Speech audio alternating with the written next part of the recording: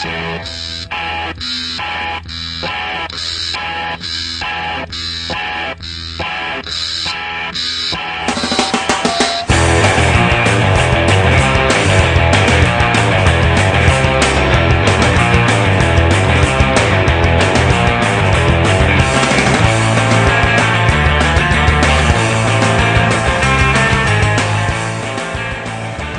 everybody!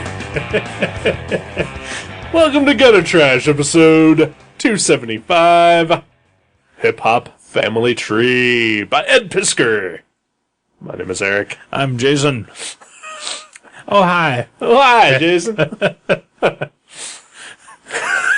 It's Sunday afternoon. We were thinking about suiting up and playing football, but we decided to come here and do this instead. We haven't watched The Room in a while. Nope, not since 4 months ago. Yeah. But for some reason, we're both in a very Tommy Wiseau kind of mood. Yeah. No explanation for it. Right? Sometimes it just happens. Right. Yeah. There's probably treatment, but there's not a film treatment, that's for sure. Yeah. Would you read the novelization of The Room? Absolutely. Would you read the comic book adaptation drawn by Ed Pisker?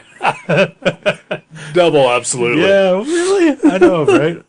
Because we were talking about last night, Eric has read the novelization of the film Spaceballs. It's true. It's true. And I couldn't imagine.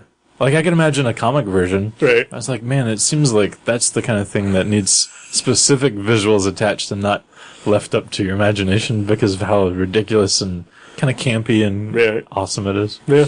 But I mean, it's been decades since I read it, so it's not like I remember it too well. Right. I've definitely seen the movie more than I have read the novelization. And you saw the movie first, right? I saw the movie first, yeah. Right. Yeah. It was one of those things where, I don't know if your school did this, but you would get like catalogs for books. Oh, yeah. To just order and then buy.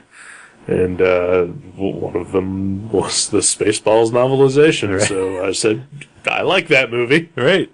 Yeah, like, maybe I can finally glean some insight into the in-depth character that is Pizza the Hut. Because usually the novels delve a little. They had some extra stuff. Really? Okay. I think about Pizza the Hut. Wow, okay. Yeah. I might be on board. Because every time I watch that movie, Pizza the Hut is one of the most memorable visuals. And I think I watched it with Doogie very recently, like a couple months ago. And I remember when that scene came on, I was kind of hungry. And I was like, you know what? He kind of looks delicious. And Doogie said, I don't. He's like, he looks fucking disgusting. And I was like, it looks like Pizza Hut pizza. I mean, with eyeballs and a mouth. That's exactly what it looks like. But, yeah. But yeah, so I own the novelization for Spaceballs. Right. Do you remember who wrote it? Was it Alan Dean Foster? He did a lot of novelizations. I don't know. Yeah, I don't remember. Yeah. Sorry. No, next time I go to my parents' house, I'll see if I can find it there. Okay. It's like in storage. I think it's in my old bedroom. Yeah, in my old desk. Wow.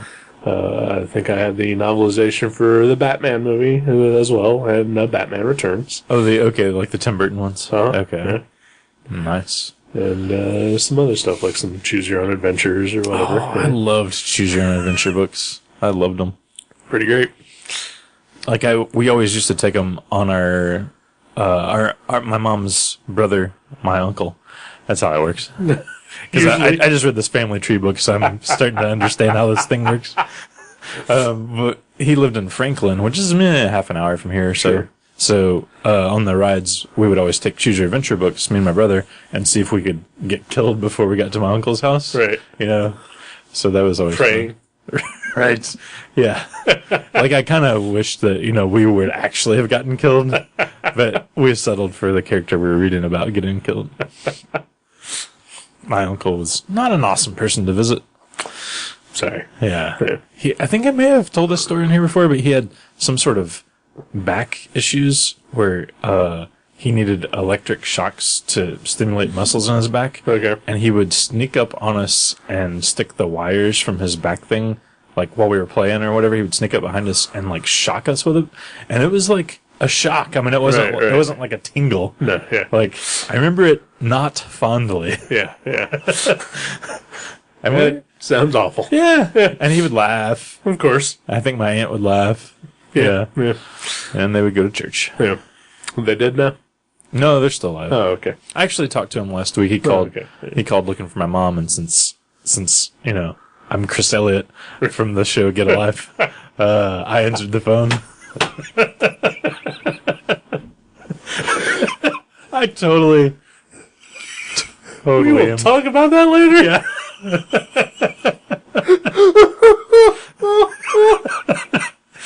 Yep. I've even got a bicycle and an REM cassette of Green. But yeah, I talked to my uncle, and yeah, it was all right. We're over it now. He doesn't do the electric shock therapy anymore. Well, that's good. Yeah.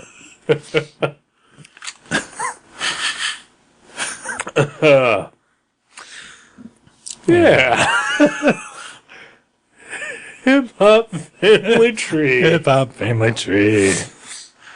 All right. So we talked a little bit about this last week. This is actually a free comic that you can read online. Yeah. Right. And you pay $25. $25 for this. Yeah, I figured I'm not working. I might as well. Why read it online for free?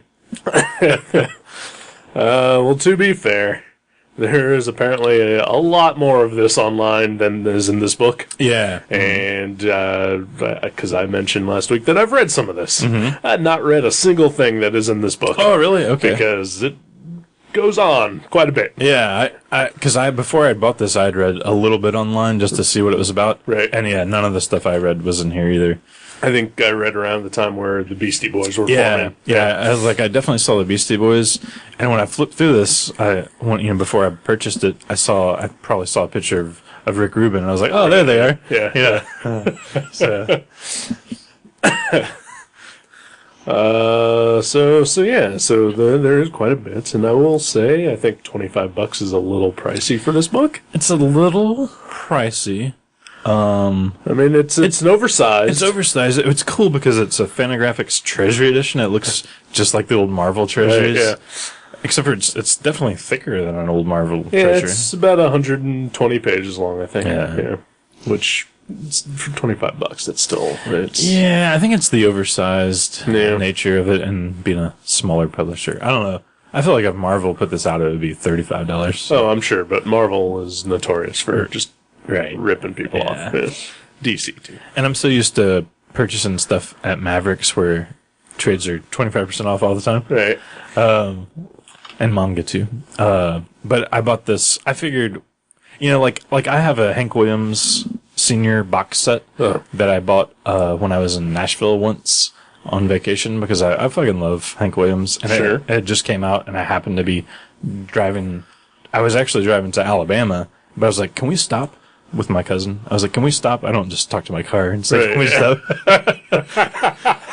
And I was like, "Can we stop in Nashville so I can buy this fucking?" I've never been to Nashville, and Right. I'm like, this thing just came out, and I was like, "How awesome would that be?" Right. And I went to the Ernest Tubb record store and bought the Hank Williams box set, and I was like, "How fucking perfect is that?" Right.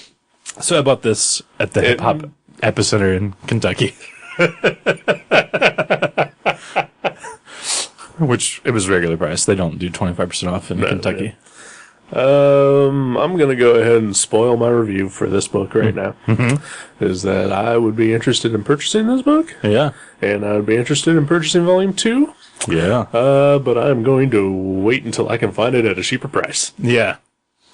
I'm sure Mavericks could get, it'd be like $18 at Mavericks. Right. That's not too bad. I might check In Stock Trades, which is a subsidiary of the Discount Comic Book Service. Right. Which is my monthly comic mail order service. That's true. I get about 30 to 40% off of every book. So that'd be cool. So that would be cool. I'll keep an eye for Volume 2 when that gets released. If it gets released, I hope it gets released. I hope so. Because this book does not end. No. This covers 1970-something through 1981. Yeah. Yeah. So we are just at the tip of the iceberg of the we are the tippy top branch. Or wait, we're at the trunk. We're at the roots. Where are we? Or if this was a tree, where are we? The Roots were more of a '90s band to present. That's right. Currently, the house band. Right. Yeah. I don't know how I've never looked at I couldn't care less about anyone in my family older than my grandparents. Right. Because I've never met them, so fuck it. I don't care. Yeah. What if you have like royalty in your right? That's very likely. They just all moved to Kentucky and became white trash. Right. Yeah, they're like, let's hide our gold in this well and live in the hollers. No one will know. Maybe in like 2014, some upstart will figure it out on his podcast. So I don't know how the family tree works. Yeah, I guess you would start at the base. I would imagine, right? Because they branched off from that. Right. That makes sense. All right. So we're getting the roots and the base of the tree here. Right. And then slowly, as the young sapling grows into what we know of it now. Yeah, exactly. Which I'm gonna say, not really a fan of hip hop. Yeah, especially modern day. Yeah. Well, I think some of it's good. Some of it can be really good. Right. Yeah. But there is a ton of crap out there. I think that can be said of all genres because sure. I think every genre of music that I like, my favorite era is like the 90s. Like maybe it's because that's when I was really into music. Right. And like I started exploring things a little more. Well, see, I would say that the 90s are my least favorite era for hip hop. Really? Yep. Really? Yep. Huh. That is when I was just totally against it. Yeah. I think my interest in it basically stopped at around like 1992. Okay. And then like just from there to modern day. Right. Like I could care less. Wow. See, that's my favorite era. Yeah. It really is. I don't think okay, yeah, before we talk about this book, let's talk about our hip hop family tree. Right. Like how either one of us, because I think we've said before many times, we're more of metal dudes. Yeah, we are. Rock and roll. Yeah, we're totally metal. We're so metal. I just I just heard a band I was unaware of before this past week. A metal band. A metal band. A Japanese metal band. Oh. A Japanese black metal band. What? Yeah. With saxophones and keyboards. Of course. And they're kind of awesome. Yeah? They're called Psy. Psy? Yeah. Like S-A-I? No, like S-I-G-H. Oh, okay. Yeah. Huh. And because we know that I have a fond appreciation of sighing, Right. I said, let's check this out. Yeah. And so the lyrics are in Japanese? And then, no, they're in English. Okay. Well, I mean, it's black metal, so you can't really fucking tell at all. Right. But I heard some English words here and there. Wow. Yeah. Okay. I'll have to check that out. Yeah, you It sounds should. fun. Yeah. Saxophone and black metal. Right? If every black metal band had a saxophone player, there'd be less murders, you know? Less church burn-ins. Yeah. But also, then we wouldn't be able to pick out the one unique one. Though. That's true. Yeah. That's true. So anyway. So that's not hip-hop. No, that's the furthest thing from. So yeah, let's talk about how we learned of hip-hop. Well, I'm going to say that I learned of hip-hop probably the way most people my age did. And that is Run DMC's cover of Walk This Way. Yeah, yeah. That's pretty metal and pretty hip hop. That's true. It doesn't get more metal than Aerosmith. There's bullet belts and face paint. Joe Perry burned down, I don't know how many churches down.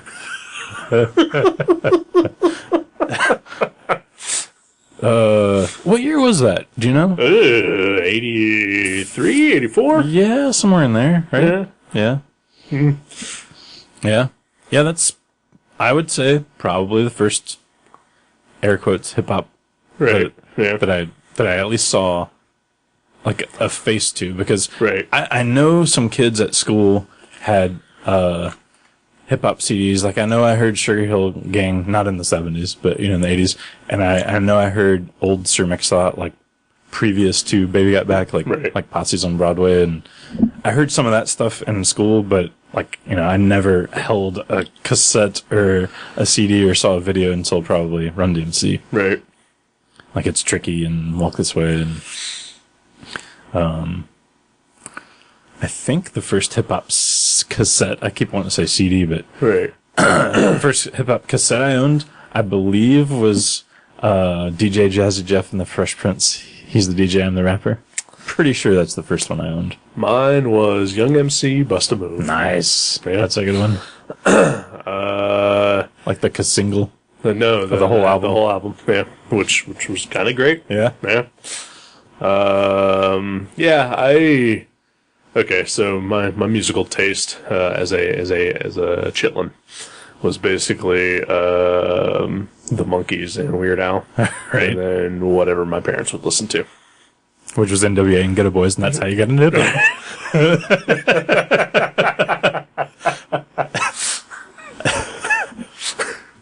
But also, Chicago, and, right? Yeah. So basically. So while I heard whatever was on the radio, like Top 40, that was pretty much just my experience with hip hop. Right. Until, I started watching Yo MTV Raps. Oh, yeah. With Ed Lover and Fab Five Freddy. Not the same Fab Five Freddy in the comic. No. Well, for me, when I started watching it, it was Ed Lover and Dr. Dre. Oh. But not the Dr. Dre. Right. That everybody else knows. Isn't that weird? Uh-huh. That is weird. Yeah. Oh, okay. No, No, you go ahead. Because I might tangent on this. Okay, I was just going to say, there's actually a thing in the book where we are introduced to a character named Mixmaster Mike. Yeah. And it's not from the right. Beastie Boys. And I could swear I read at least 2 or 3 other character name or people in the book who had names to... Jazzy Jeff. There's a Jazzy Jeff, right. Yeah. And I was like, is that? Because he doesn't... Like, with the Mixmaster Mike, he says, this is not the Beastie Boys one. But with Jazzy Jeff, he does not say... But it's not. It is not. Right, yeah. Yeah, because he's like 10 years too old to be Jazzy Jeff. Well, yeah, I guess. But, I mean, it could have been around forever. Who knows? It definitely was. I actually... Because I was, thinking the same thing, and I was like, what? And I looked it up. Okay. And there was actually, I guess later on, Jazzy Jeff wasn't even allowed to call himself Jazzy Jeff, like Fresh Prince's buddy. Uh-huh. I think he's just DJ something Jeff or something. Okay. So yeah, he got sued over that or something. But that reminds me of something that Ed Piskor says in the amazing afterword, which is one of the best parts of the comic, I think. He talks about how his 2 loves are hip hop and comics, and this is why he did this book. Right. And all the parallels there. He says they're both American art forms. He remembers them both starting in urban New York. Right. There's even an awesome picture of Daredevil and Spider-Man hanging out with I don't know who at the end. Yeah. Some beatboxers, but and then he talks about the alter egos. Yeah. And that kind of reminds me of if somebody that wasn't that into comics saw, Jay Garrick Flash, and then they saw Wally West Flash, they're like, well, these 2 guys are both named Flash, but they're different guys. I don't get it. Yeah. It's the same kind of thing. It's there's Jazzy Jeffs and, Green Lanterns and, it's so weird. It is weird. Yeah. And I love that he talks about, too, first appearances, how, collecting first appearances of rappers he likes is kind of collecting first appearance of superheroes, because they're usually not in their own book or in their own record. They're guesting on somebody's. I was like, wow, that is a really cool parallel. Yeah. Dr. Dre was in some other band where he actually wore a stethoscope around his neck and a white doctor's robe when he was Dr. Dre. He was a little cheesier, and some other, I forget what the group was called, but I could also swear that he was, and this is just personal, probably misremembering. Mm-hmm. I think he was in a kind of a really clean cut, kind of cheesy rap group, and before he went on. I'm pretty sure that's what, because I saw an image online, and I'm pretty sure they were very clean cut and cheesy looking, and he had that like stethoscope around his neck. Okay, all right, so it was from that. Yeah, all right. I forget what it was called. It was like, I don't even remember. Yeah. But because I've never, I'll go on record. I've never been a big Dr. Dre or NWA fan.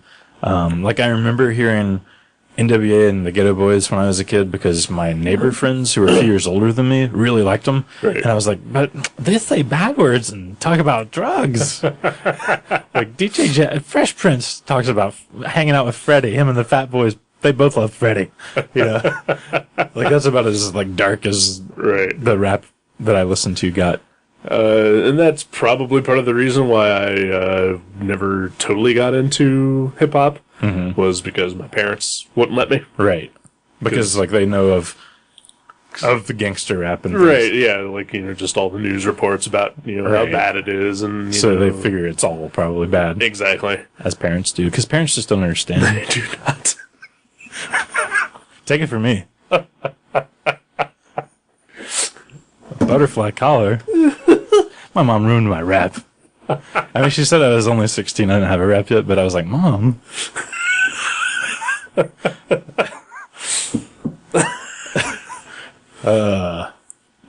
So it wasn't until like MTV Raps became a thing that I actually started getting into it.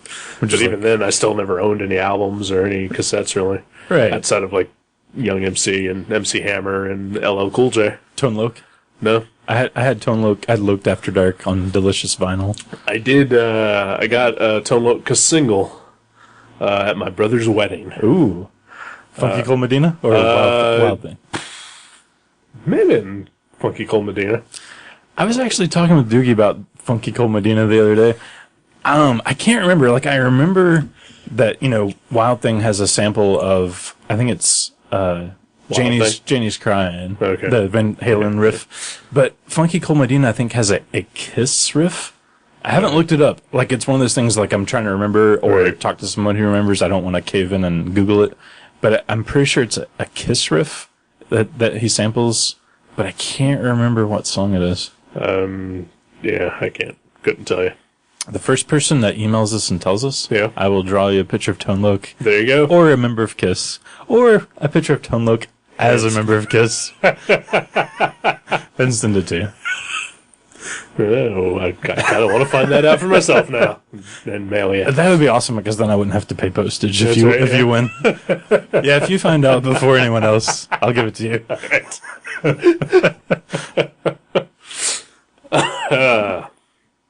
So anyway, I was at my brother's wedding, and the DJ, the DJ was Tone Loc. The DJ, he threw out a trivia question, and the prize for answering it correctly was the single for it was either Funky Cold or Wild Thing, and I went up and answered, and I got it. That's cool. Yeah. Do you remember what the question was? It was, what is Tone Loc's real name? Oh, and you knew? I knew. Oh my God. I couldn't tell you what it is now. It's Tony something. Right? Tony Loco. Oh, wow. That's pretty awesome. Yeah. So right around like 88, 87, 88 through like 91, that's when I was big into MTV Raps. Yeah, me too. It was on after schools. Yeah. Like around 3:30, 4, something like that. Like practically all the weekend. Yeah. And then 91, Nirvana came around and the Black Album was released, and I changed my ways. Right. But when didn't Bring the Noise, the version with Anthrax? Right. That came out in like 90, right? 90, 91? Something like that. Like it was the early 90s. It wasn't 80s. Right. Because I think I heard that before I ever bought a Public Enemy cassette. Mm-hmm. Like I think after I heard that, I bought the one with Bring the Noise, and it also had like Don't Believe the Hype. Forget what it's called. See, I was a fan of Public Enemy before I was ever a fan of Anthrax. Really? Yep. See, I was the opposite. Yeah. I loved Fear of a Black Planet and Nation of Millions. Yeah, that's the one that had Bring the Noise. Takes a Nation of Millions. But I remember I actually bought after I got into that. Like I bought that cassette, and I didn't like it nearly as much as the Anthrax version. Like I was like, well, it's kind of cool. Right. And then like I liked it, and like I even ended up. I was at a Trader's World flea market, like the biggest white trash, like, rebel flag belt buckle type place I've ever been to. And I found the Public Enemy t-shirt and I bought it. And I remember, like, I wore it to, like, my freshman year of high school, and, like, all the black dudes were like, what the fuck, dude? I was like, yeah, I like Public Enemy, but I was thinking, like, yeah, I mostly like them because, they jam with Anthrax. Right, yeah. I will say, I like the Anthrax version better. It's superior. Yeah, there's more guitars. But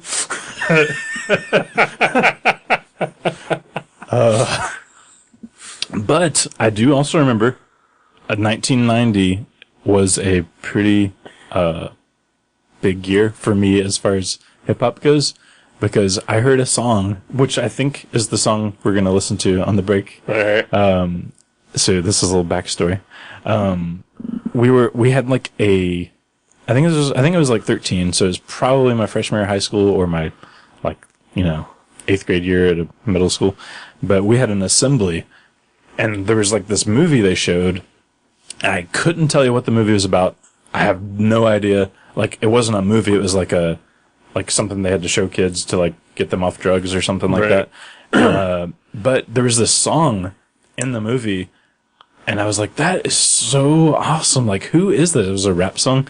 And I remember watching the credits at the end of the movie, and it said it was a song called, I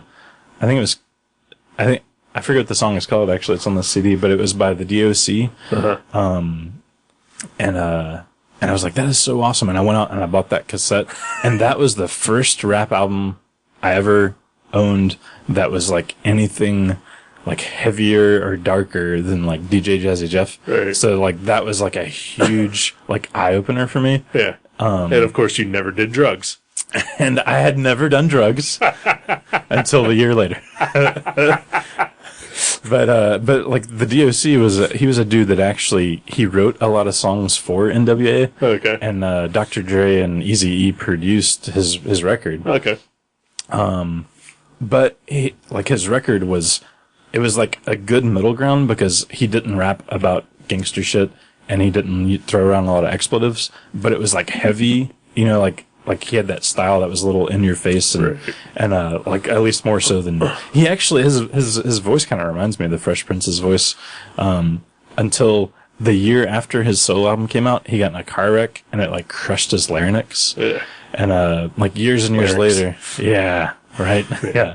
And years later, he got some surgery and ended up trying to put more CDs out, but like I guess his voice was never the same. And right. So yeah, that'll fuck someone up. Yeah, I would imagine. Like if that's your career too, it's like if our career, our career would be crushed if our hands were mauled. I mean, how would we masturbate and click mouses to do the podcast?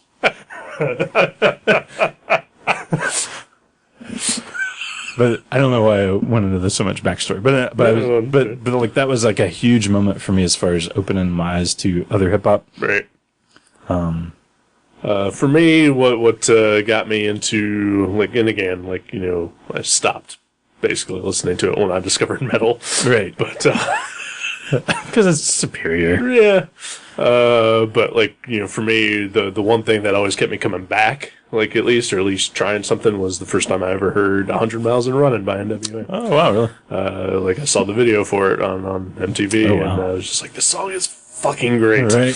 And, so I always try to keep an ear out for something like that, right. Like here and there. And I'm not a huge NWA fan, but, they have a couple of good songs that I love. And, right. Basically I'm looking for the metal version of rap. Right.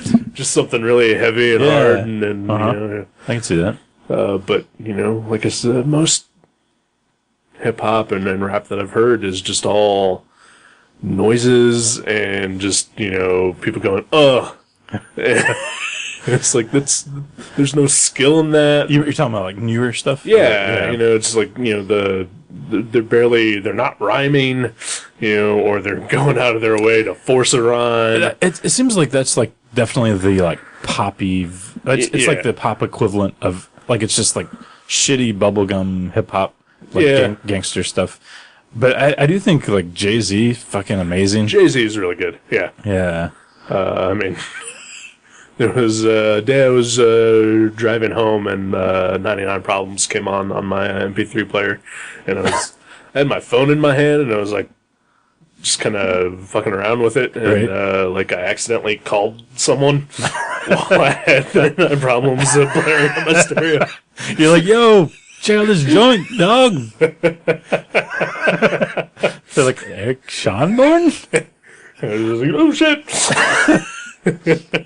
I've only done karaoke 3 times in my life, and one of them was 99 Problems by Jay-Z. Nice. But no, I worked with Jeremy Anderson at Mavericks Cards and Comics for a good chunk of my life. Did you? I did. Huh. It's the first I've heard of this. Yeah. And he totally turned me on to some hip hop that I fucking love, like Tribe Called Quest and I love Tribe Called Quest and the Roots. I got no problem with the Roots. I I haven't listened to a ton of them. I think you played a CD once when we were driving to Chicago. Yeah, and I really liked it, but never really explored any more than that. I love them. They're probably my favorite hip hop group. Yeah. And like they're super nerdy too. Like I love that all of their albums, like their first album, like the track list is 1 through 12, and the second one's like 13 through 20, and like now they're on like I forget, like I don't know, 100, 200 something, you know. That's awesome. Yeah, so it's like they're like a nerdy comic book kind of collecting thing. And I am missing one of their albums, so I have a hole in my collection. But yeah, I love them. They're my favorite. Yeah, I like them. I like Tribe Called Quest, De La Soul. You know, I mean, pretty much anything with Q-Tip is pretty great. Yep. Beastie Boys, of course, but there are some people out there who would probably argue that they're not hip-hop. You know, that is weird to me. Like, I understand, like, it's not just because they're white dudes. Like, I understand, like, there's, like, a weirdness to them, too. Right. But it's fucking hip-hop. Yeah, it is. Of course it is. And just once in a while, they'll throw in an instrumental or a hardcore punk song. Right. And, like, I wish all hip-hop records were like that. Right? You know? Well, it goes back to, you know, like the past couple episodes we've been talking about gore. Yeah. Like, our favorite albums of theirs are when there's, like, just a weird sea chanty in between, like, two metal songs. Exactly. Like, I kind of got burnt out on a lot of albums I owned until I plugged them all into my iTunes shuffle, and now I fucking love all of them again because I'll hear, like, Ryan Adams. That's Ryan with an R, not a B. Right. And then Slayer, and then The Roots, and then, you know, like, it just switches around, and exactly. That is awesome. Yeah. Switch it up, people. Indeed. Diversify. Or I could just listen to one Mike Patton album because it's like that, you know. That's why he's so awesome. So yeah, that was Hip Hop Family Tree by Ed Piskor. I guess see you next time. Bye. Should we actually talk about the book? We should probably talk about it a little bit. Yeah. But I'm going to say it's kind of hard to. Yeah. Because, like, I really liked it, but this is also the comic book equivalent of a textbook. It is. It totally is. There are names and dates, and they happen on every page and every panel. And like, also, like, I think a huge part of it is, like, not only are we not steeped in hip-hop culture, I mean, we've talked about our very limited grasp on it for the last 2 hours here. But, like, this all takes place at a time period when we were 4 years old or younger. Right. So it's not like we were, like, hip to this as it was happening. Nope. You know, like, DJ Jazzy Jeff is not in this book. So, yeah, I honestly, I will throw this out here at the beginning. My only problem with this book, other than it cost a lot of money for me, for a poor man, is, like, the first 30 pages, I was confused. Oh, like, yeah. there were so many names. There's, like, maybe one per panel. Right. Like, because it's all told in narration. Right. With, you know, awesome drawings and word bubbles attached, but it's all, like, narrated by... It's never dry, at least. Right. But there is so much information. Oh, yeah. And so many names that are similar. Right. Yeah. I know there's like 2 or 3 grandmasters in this book. Right. A bunch of cools with a K. Lots of cools. And, of course, almost everybody has a DJ something. Right. Yeah. Yeah. DJ Disco Wiz or something like that. I was like, I've never heard of this guy, but I mean, he had, like, I think that's an actual name, Disco was. Could be. It was him and Casanova Fly that were spinning records when the blackout happened. Mm-hmm. And, like, that was, like, a huge moment, I think, in like, getting hip-hop out there. Right. Because everybody rioted and, like, during the blackout and stole all kinds of equipment. And there was suddenly, like, the next weekend, there was, like, 1 million parties with DJs.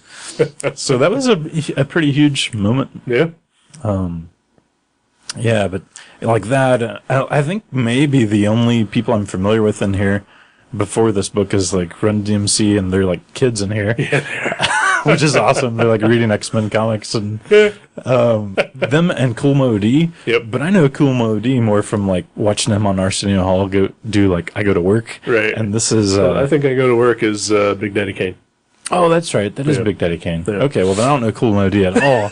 I was a big fan of Cool Mo D in like '89, but I could not tell you one of his songs right now.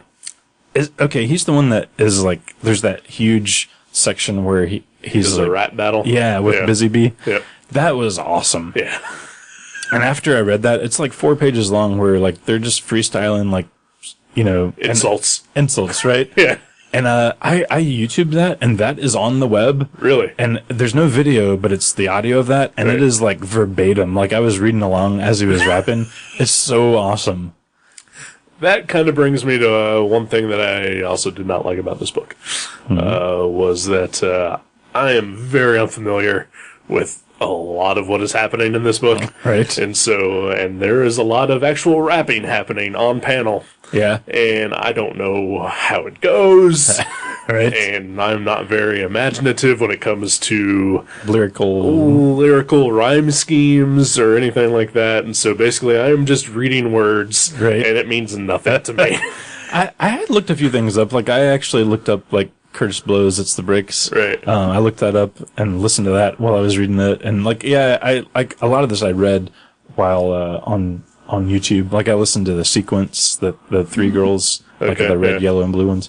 I listened to the Debbie Harry Rapture because I'm sure I'd heard that, but it's been I've heard years. that. But... So yeah, I mean, I did a lot of listening while I was reading this. Okay, I did not because I can't do that. I can't read and listen to things at the same time. But I suppose it probably should have helped. It did. It did help me, I think. Yeah. But it did make me want to, try to make mental notes to go look it up after I was finished reading. Right. Yeah. But I haven't had the chance yet. But. Yeah. I mean, there's some really cool characters in here, too, that I'd never been familiar with, like Big Bank Hank. Right. And like Zulu Nation's Africa Bambaataa. I'd heard of Zulu Nation, but I didn't know. I couldn't have told you who Africa Bambaataa was. I'm vaguely familiar with Africa Bambaataa, but yeah, couldn't pick out any one thing. I think that Rage Against the Machine covered really? That makes sense. Renegades of Funk. That makes sense. I think that's a Africa Bambaataa song. I have no idea. Yeah. I really love that scene where, like, I guess this was a thing where a lot of DJs would have records and people would hear it and they're like, man, I gotta get that breakbeat and like, because I'll be as badass as him. And they would like peak while he was DJing. But what African Bambaataa would do is like soak his records in or like soak shitty records in water and then peel off the labels and then place them on whatever good record he has and like get all these DJs, these like biters to go out and spend their money on these shitty records that have no good beats on them. That was awesome. Yeah. That was pretty cool. I gotta say, like for a while, like I kind of gave like the whole DJ electronic sampling kind of thing, like a bad rap. A bad rap, indeed. I hate you. I hate you. But like the way, like I had never actually thought about that. Like back in the 70s when they were doing this, I mean they were doing it manually. Yeah, it's crazy, like, right? Stringing together, samples of just a piece of like an actual song on a record, and putting it into another one, on the fly, live in front of people. That's crazy. Yeah, yeah, it's impressive, and like it's really interesting that this like kind of musical genre sprouted like around the same time as punk rock in Europe. Like, this was like America's punk rock, kind of. Like, it's just like the people making fast music that's Right.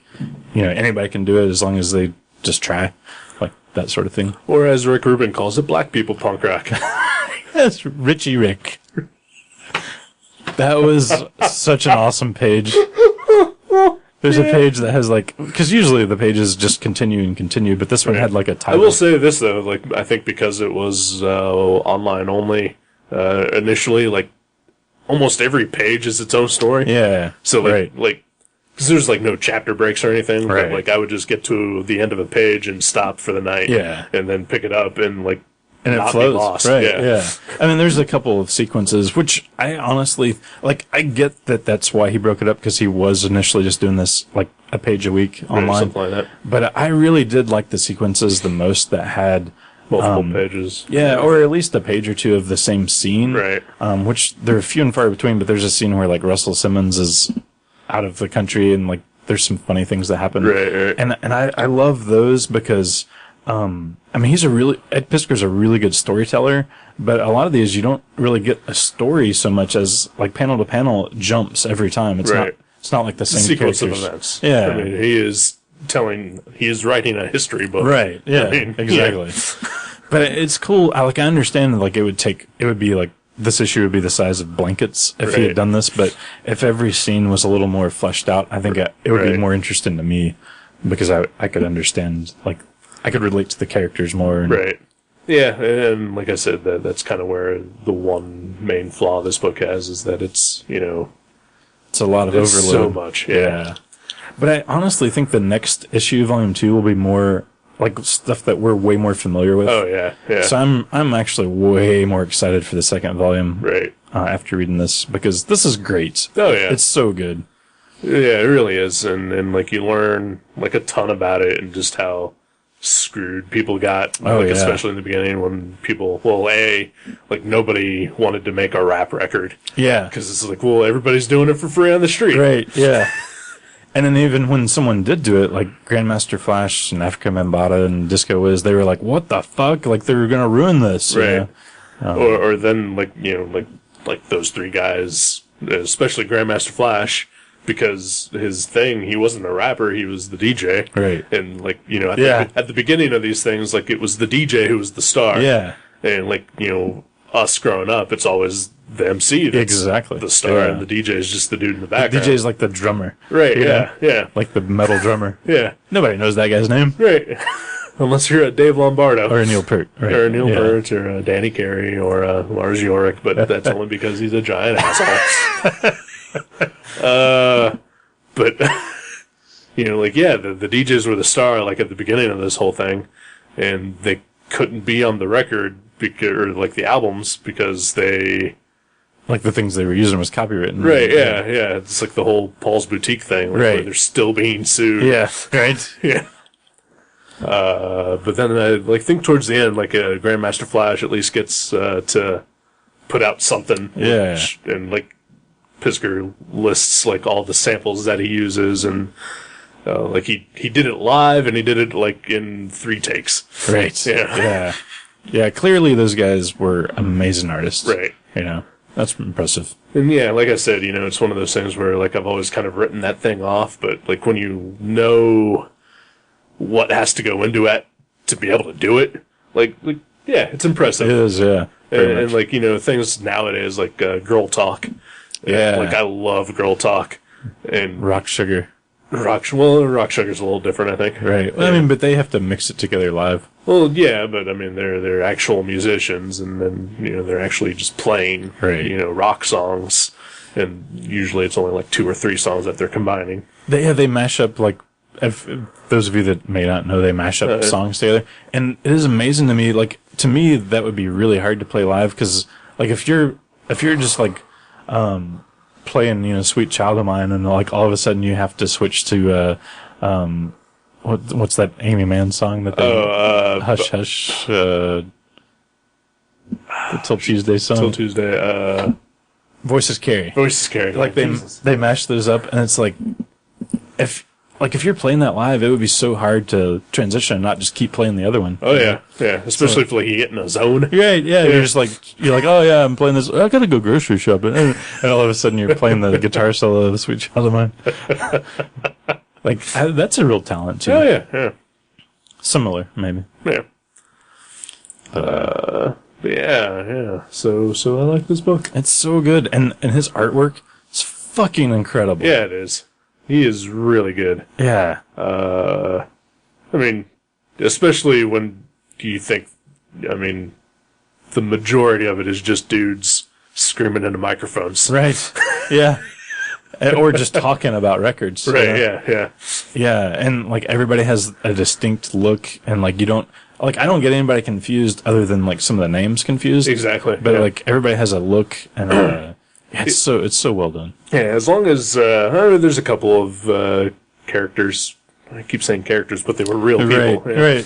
Who wear similar clothing or whatever that I would get confused on. But like for the most part, though, like everybody has a distinct look, and he also mentions their name in the panel that they're on too. Yeah, exactly. Yeah, and I'm always going to recognize whenever Russell Simmons shows up. Right? I wanted to talk about that. What the fuck?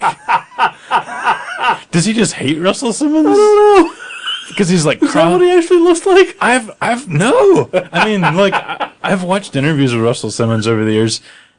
Like, he might have a slight lisp, but like it's like reading an Alan Moore Caveman chapter trying to figure out what Russell Simmons is saying in this book.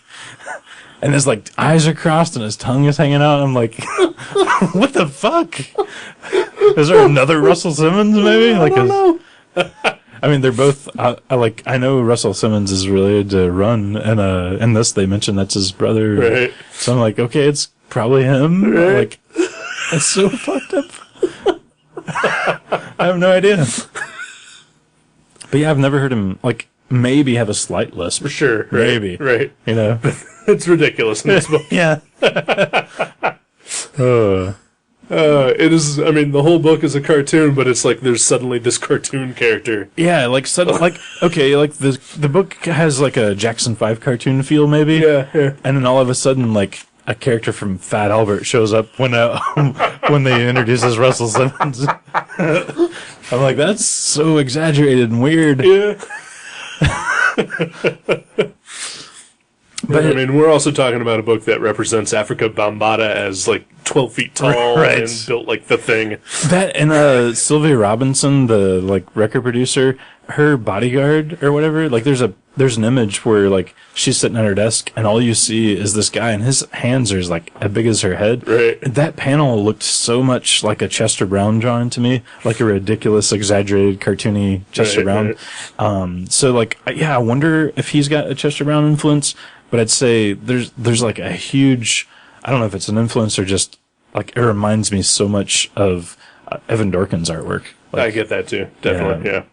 Like they're both like coming from the same place on their style. Like they jam lines in there, but like it's not so crowded you don't know what's going on. It's just it's super clean.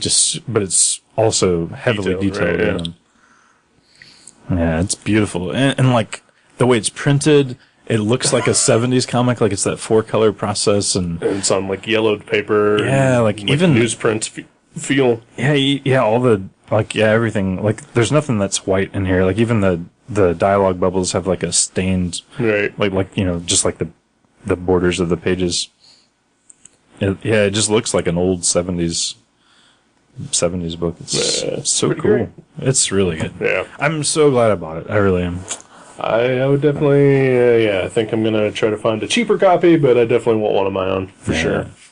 But, like, even the stuff after the book is over is still pretty great. Right.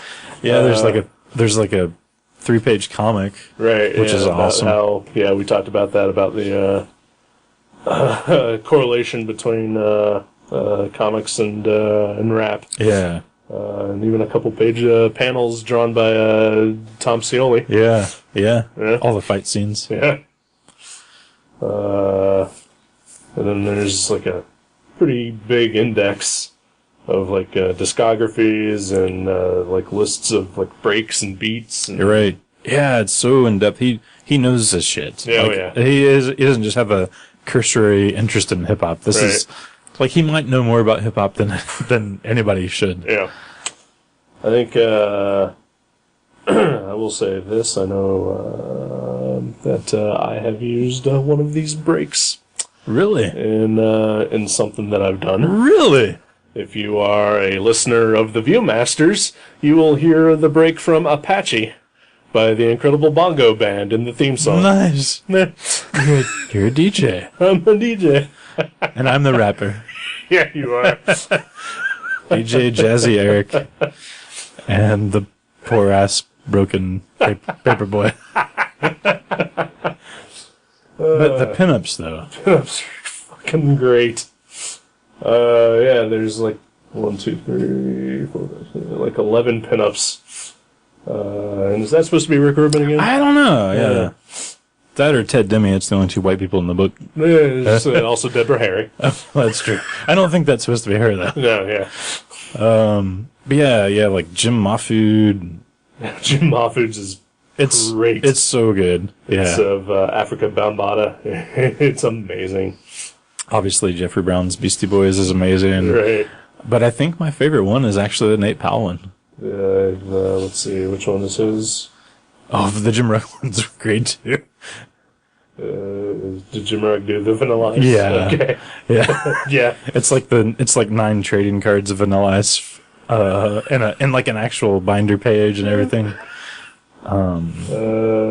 So that's the Nate Powell one? Yeah. I love that one. Salt and Pepper. Yeah. It's pretty great. Yeah. It's pretty awesome. John Porcelino. Yeah. I think my favorite, though, is the Snoop Dogg one. Really? The Farrell Dalrymple. It's awesome. Yeah. I mean, definitely, like, the Jim Rugg one is, or the Nate Powell one is definitely bolder. It's sweet, yeah. And then, like I said, the Jim Mahfood one is pretty great, too. But, no, yeah, I just love the way that the Snoop Dogg one looks. Like the lettering and everything is awesome. Yeah. And then I've never heard of the guy that did the Run DMC one, Zetwalk or something. He's great. Like, I would love to check out more stuff by that guy. Dan Zetwalk. Yeah. That's awesome. And there's a Fat Boys by Tom Scioli. That's pretty awesome. Where they're battling Freddy. Yeah. And KRS-One by Brandon Graham. Yeah, okay. That one's cool. Yeah, I'm not a huge Brandon Graham fan, but I would actually say I'm pretty anti-Brandon Graham. Oh. But that looks actually really good. Yeah, I love it. He's awesome. Yeah. Don't listen to DJ Jazzy Eric on this one. But I'm kind of excited because like 3 of the people that did pinups are going to be at Space, nice. And then like 2 of them and Ed Pisker are going to be at the show we're doing in Fort Wayne. Oh, Appleseed, sweet. So I'm going to try to get this book signed like a motherfucker. Fuck yeah, dude. Yeah. Damn it. I kind of wish I could get one of my own before then. Well, if not, I guess I could buy Appleseed. Yeah, you could buy Appleseed. Plus, I think everybody that's going to be at Space is also at Appleseed. Okay, nice. Like, I know, like John Porcelino and Nate Powell are at both. Right. I just figure if I'm going to be behind the table, I'm going to try to get some at both, so I'm not like running around. Well, you're going to have your man on the scene there at Appleseed. Oh, yeah. Yeah, that's what you're going to do. That's what I'm going to be there for. But it's kind of fun. Like, for me, sure, absolutely. Like, I'd rather get them. Well, that's what I'm saying. Like, I'll watch your table for you. Oh, okay. I thought you meant you would go get them signed. No, like, yeah. Okay, that's awesome. Yeah, that would be super cool. Listen, you were there. Brian John Mitchell's there. Kurt Dins is there, and I'm going to be there. I don't have anything to sell. I don't have a dog in this race. Right. So I'm going to be the 3 of you guys' table watcher. That's awesome. You guys need a break? I'll sit in for you. That's awesome. These are the breaks. Speaking of, yeah, would you like to take one? We should probably do that. All right. Yeah. Yo, Dre, let's kick it on the one, black, and we don't stop. Making records so people are cold, checking and respecting it. Because it rocks, the sales won't stop. Those of the doctor. And I'm the diggy doc, y'all. Pumping it, yes, y'all. DOC on the set, so been kicking fresh, y'all. Letting the bass G-yo and flow with soul so I can play. Leaving the rest of DJ Dr. Dre.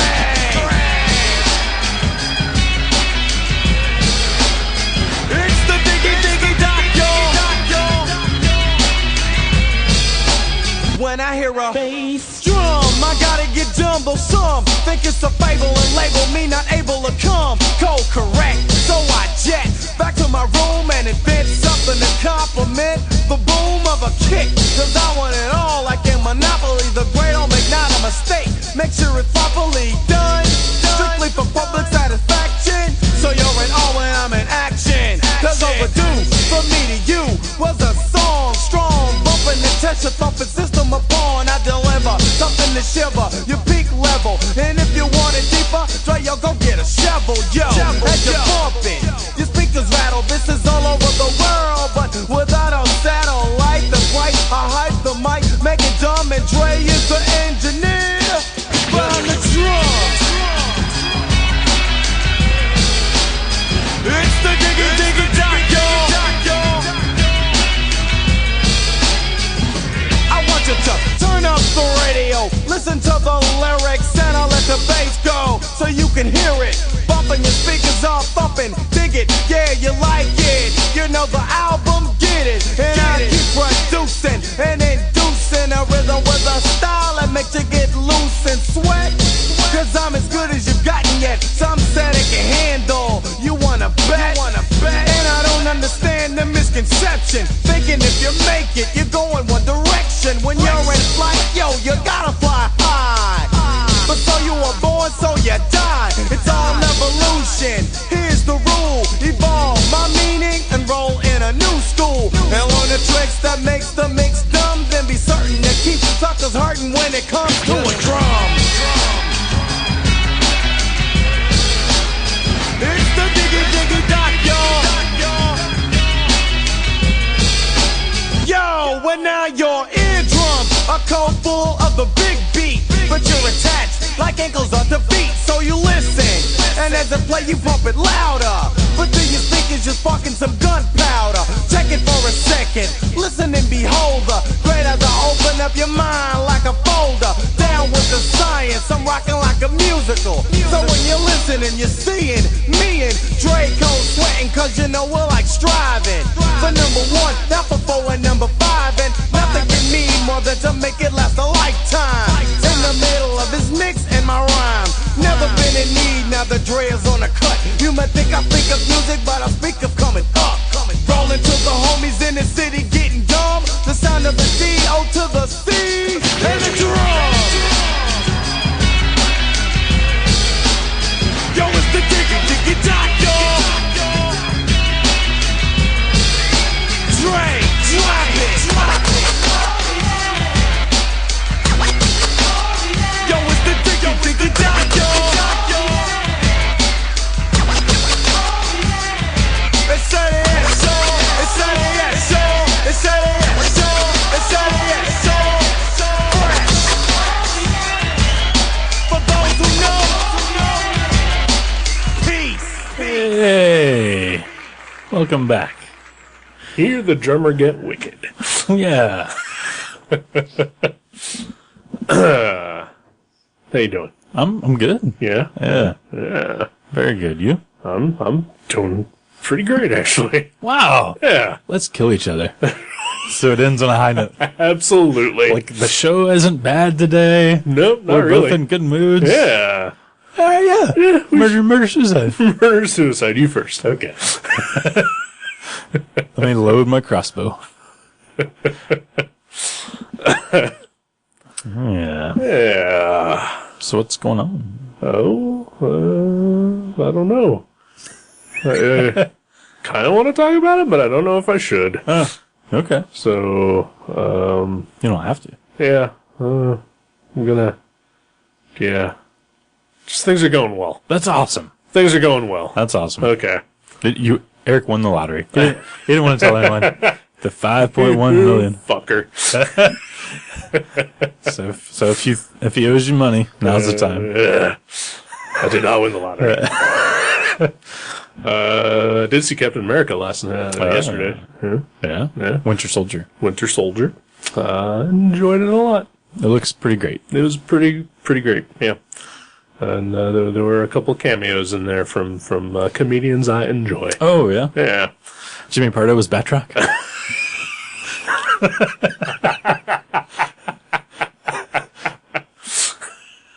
No, sadly. That would be awesome. Yeah. But, no, yeah. There's a comedian by the name of D.C. Pearson who showed up in a scene, and I just started cackling, and the person I was with had no idea why. And then later on in the movie, Abed from Community, Danny Pudi, was like a SHIELD tech. Wow. And I was just like, ah! That's awesome. Yeah, really good movie. Recommend it. It looks awesome. Yeah. I'll probably wait till it's on DVD, probably. Yeah. But I don't know. Right. I will say, I mean, it probably helped that there were like 3 other simultaneous showings at the same time that I watched it. But theater wasn't too bad. Yeah, that's cool.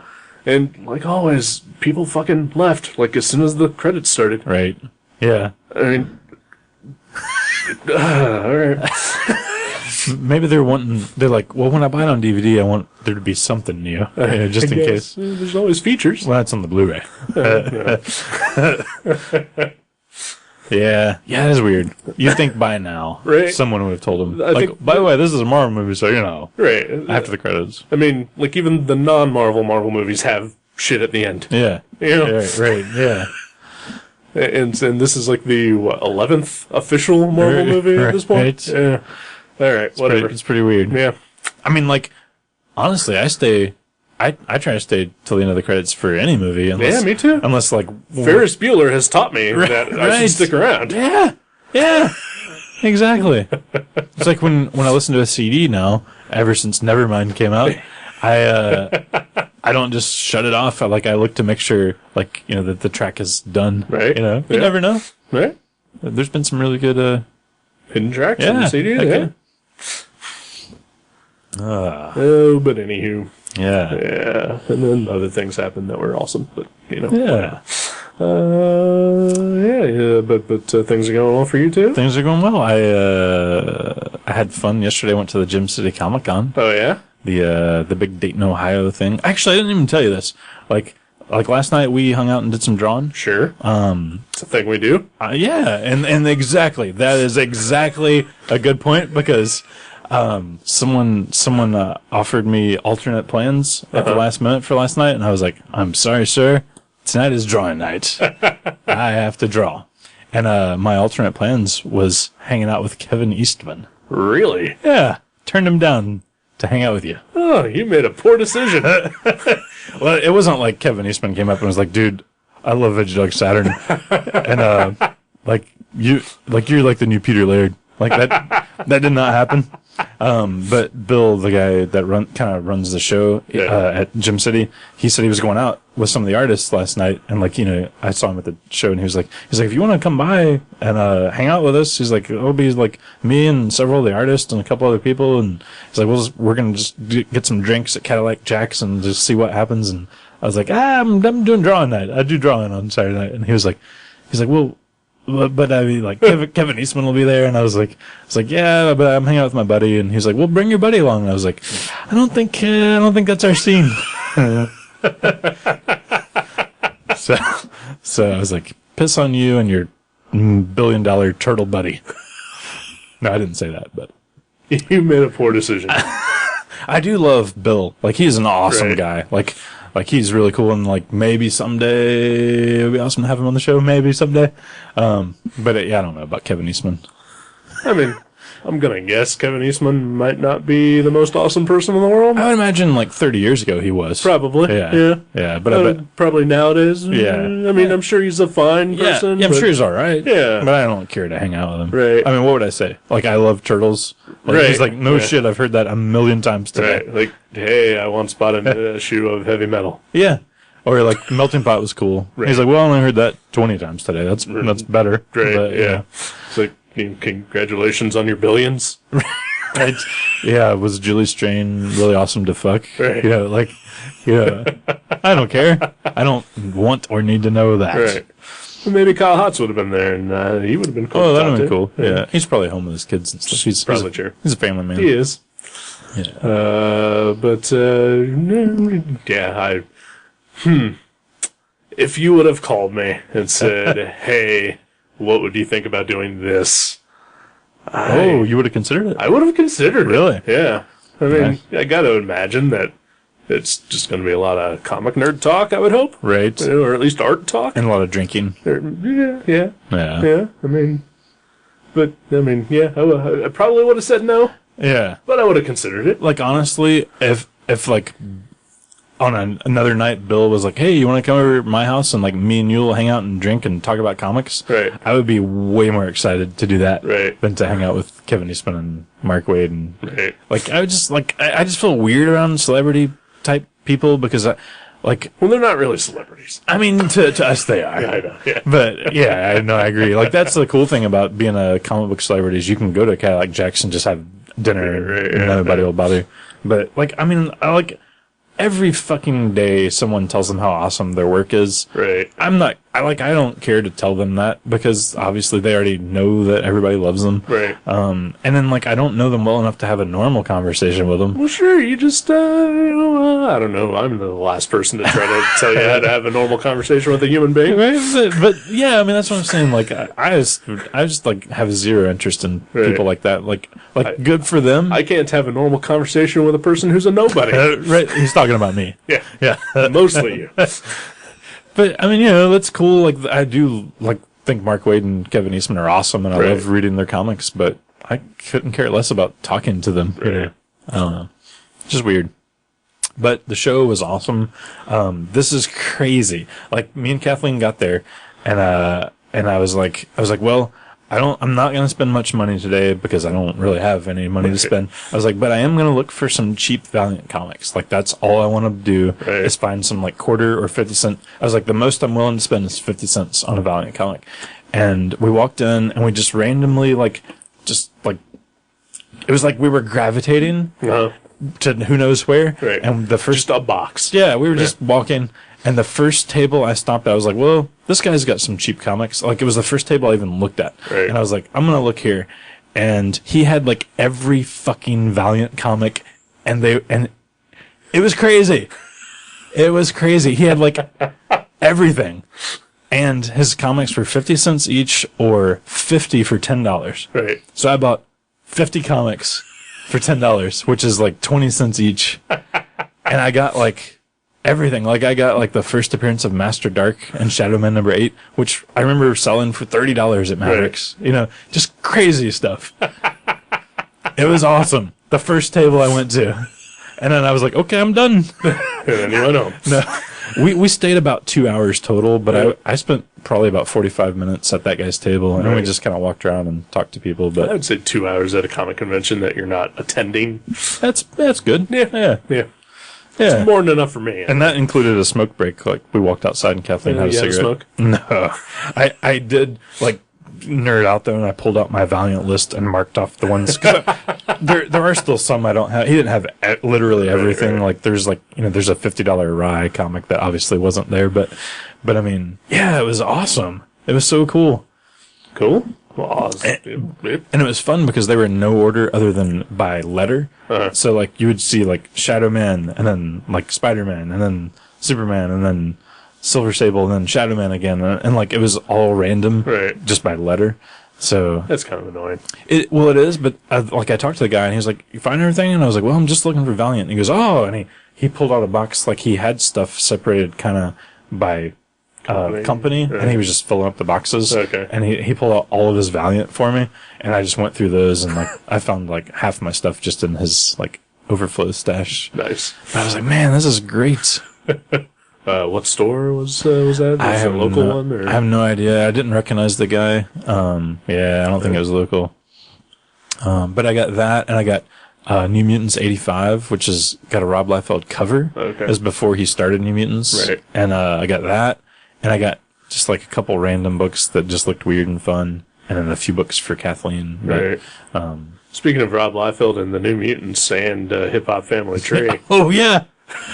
Apparently Ed Pisker's a fan. Yeah. Here's a panel where he draws Cable. It's great. I can't find it now, but I think it's the page right before that. Yeah, there it is.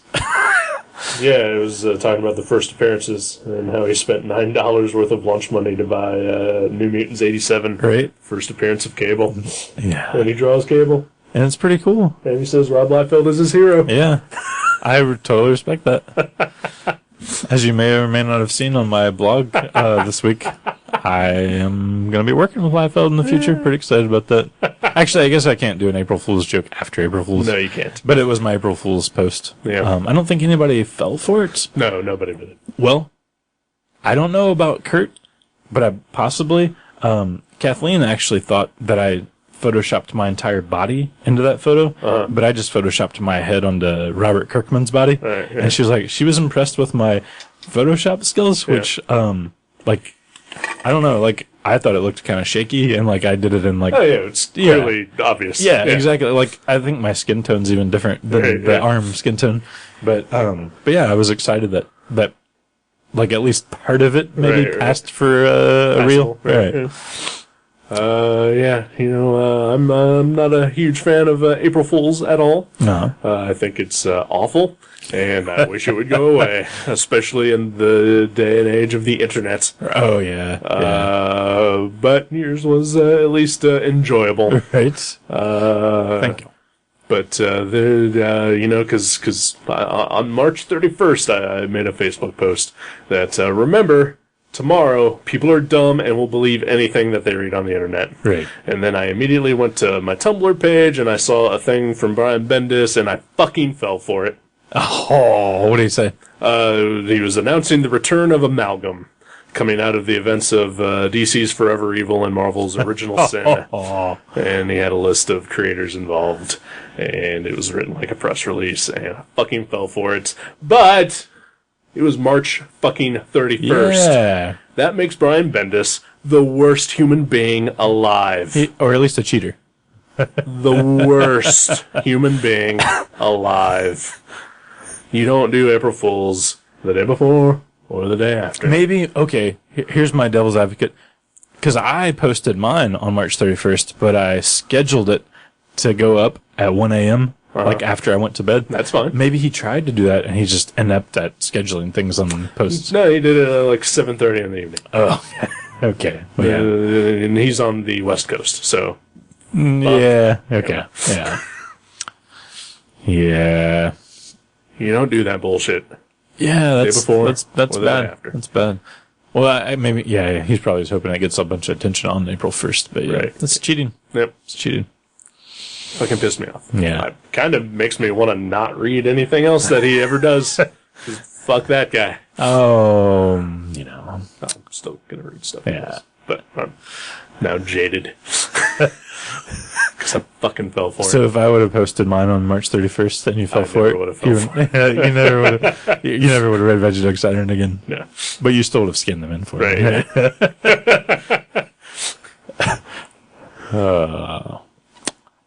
Yeah. So what else good happened? I got a job. Yay! Finally, I finally caved in. I was like, it's time to press my nose back to the grindstone. You said you were going to take 6 months off. Yeah. Well, okay. It's been more like 8. So for the listener that may not know, you worked for 22 years at a comic shop, right? And then quit to take a job at a school. That's right. And you lasted 3 weeks there. 2 weeks and 4 days. 2 weeks and 4 days. Yeah. And then you have been unemployed purposely. Purposely about 8 months. Yeah, I quit there. And, so I figured... And you live with your mom. I live with my mom. Yeah. I live with my mom. Well, now you can at least earn some money to move out. That's true. That's true. Yeah. Because I figured, if I'm going to go back to work, it's like quitting smoking. You just all or nothing. You can't just like pussyfoot around. Right. So I took a job that I will be working 2 days a month because I figure that's about as much as I can handle.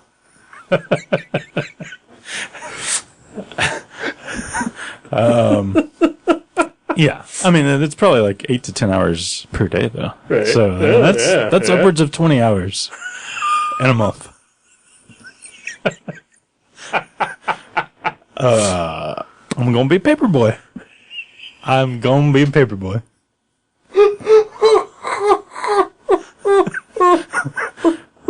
No, the magazine that my amazing comic comic book strip appears in. My strip is Revolve, and the magazine is Telephone. Comes out twice a month, and the publisher asked me if I wanted to be one of their delivery guys, and I was like, sure. So every other Wednesday, I'm going to be delivering magazines. Nice. Yeah. Yeah. But they're made out of newsprint, so it's kind of like I'm a paperboy. Yeah. Right. Live with my mom. Right. I'm fucking Chris Peterson. Yeah. Chris Peterson. Yeah. Chris Peterson. Right. Yeah. Because Chris Elliott's actually really rich. Right. Don't know about that.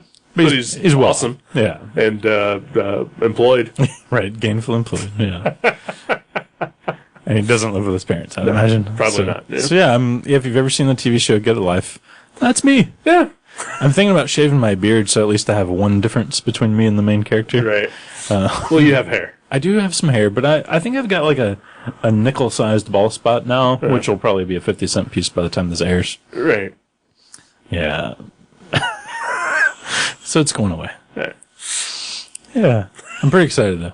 About the bald spot? About the bald spot. I've always wanted one.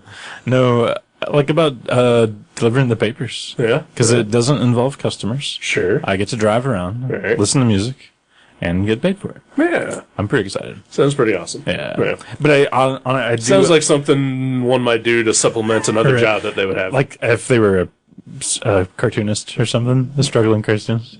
Kinda. Yeah. No, I think I'm gonna have to take another part-time job too. I don't think this one's gonna cut it to pay the rent. And stuff, right. So. But yeah. No, I'm excited though. Congratulations on becoming a TV character. And what better one to do, right? Right. Yeah. I mean, I do occasionally feel like my life, but not often enough, is written by Charlie Kaufman. So, yeah, feels about right. I mean, some people could strive to become like Magnum PI or something like that. I do love that stash. And live in a mansion in Hawaii, but some people decide that they're gonna live in their mom's basement and deliver newspapers. Right. Yeah. 6 of one, half a dozen of the other. I would kind of like to live like Riptide if me and you and Joe G could buy a boat and a robot and solve crimes or something. That would be amazing. That would be cool. Yeah. I want to be the one that hangs out with the robot on the boat, though, while you guys go out and do the action-y stuff. That's fine. Like, I'm good with that. I mean, you guys will get laid a lot more than me. Sure. So, you know, so there's a plus there. I'm down with that. I mean, there's bullets. Sure, right. I mean, it's worth the risk. Pros and cons, right? Right. Yeah. I like robots. I mean, as long as Joe and I get to spend some time with the robot, too. Oh, yeah. Yeah, there's usually like a funny scene towards the end of the show where we all hang out with the robot and something weird is said, and then the credits roll. Yeah, okay. Yeah. You're down? That's our new lives. Yeah. That sounds awesome. Well, I figure at the rate that I'm going to be earning my money, I'll be able to throw in on the boat in about 2057. Sweet. I mean, my portion. Look forward to it. Yeah. Right. No, yeah. That gives Joe and I time to also save up. So Right. it's all good. That's awesome. Yeah. Yeah. Well, I mean, yeah, I got nothing else that I really want to say out loud. So Okay. You just want to whisper it in my ear? I'll whisper it to you. And I'll do sign language to the viewer, Okay. the listener. Okay. Dirty Sanchez? What is that? You were supposed to sign it. I don't know what that means. Stick your finger up her butt and wipe it on her upper lip. Oh, okay. Gross. Well, I guess we're done talking about hip hop for the day. So did you learn anything? Like, are you gonna become totally immersed in hip hop and Not totally immersed, but I mean, again, check out some more stuff? I'm going to check out some more stuff. Yeah? Yeah. I checked out a few things. I don't think I'm gonna buy any like albums by anyone that I read about, but Well, I don't buy albums anymore. right, yeah. But the equivalent of Right, yeah. But I mean, there's some interesting things in there. But I am way more excited about the second volume because me too. I feel like it's gonna be like It's in our wheelhouse. yeah, just like the time we grew up and the things we're interested and familiar with. So more nostalgia for. Yeah, but if you're into hip hop, or even if you're not, right? It's so good. It really is.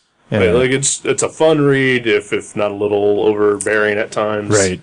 At least early on. I think after like 30, 40 pages, like I was so used to it. Then it also starts focusing more on just a specific set of the people, rather than just introducing person after person after person. Yeah, that was like the worst part for me. And I think if you have like, which I'm sure you do, a bigger grasp on hip hop than the history of than Eric and I, then you'll move right along a lot quicker with it.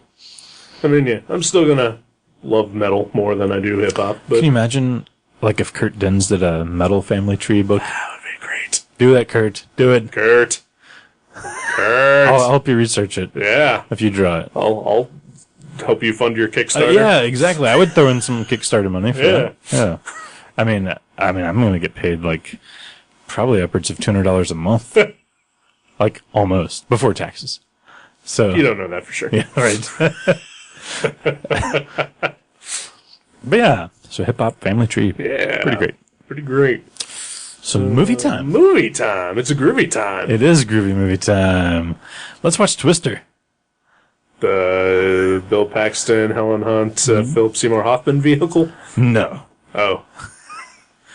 I'm referring, of course, to the other one with Crispin Glover, William Burroughs, and Harry Dean Stanton. That's not a real thing. It sounds like a fever dream I had at my 12th birthday party.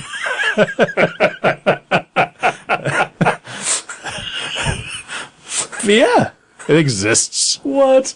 Let's do it.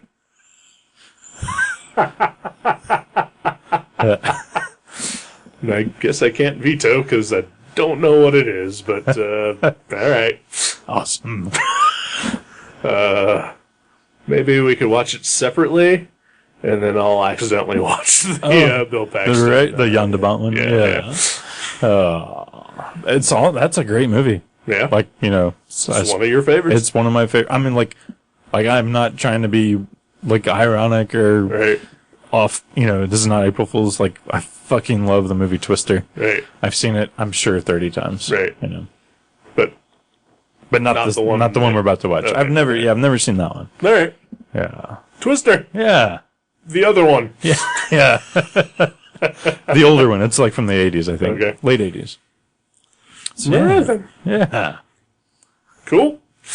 Yeah. Well, we'll do that next week on the podcast. Is that copywritten? Or did you just sample it? I sampled it. DJ Jazzy Eric. And Jimmy Pardo break beats. Yeah, Jimmy Pardo's coming to town. Yeah, he is. Yeah. Are we going to go? We're not I don't know. I don't know. It's April 18th or 19th. Yeah? Is it after the show airs? Yeah. Okay. Well, then we'll find out by next episode. I guess so. Yeah. Well, maybe. No. Well, I guess we'll make a decision whether we're going to go or not. Right. I don't know. We'll find out. We'll see. Yeah. We'll see what's happening. We'll see what maybe some other people say about that. Yeah. We'll gain some advice. Yeah. I might be working that day. Is it on a Wednesday? It's not on a Wednesday. Oh, I'm good. Yeah. Even if it is on Wednesday, I'm 50% chance of being good. All right, then. All right. We'll see you next time. Bye-bye.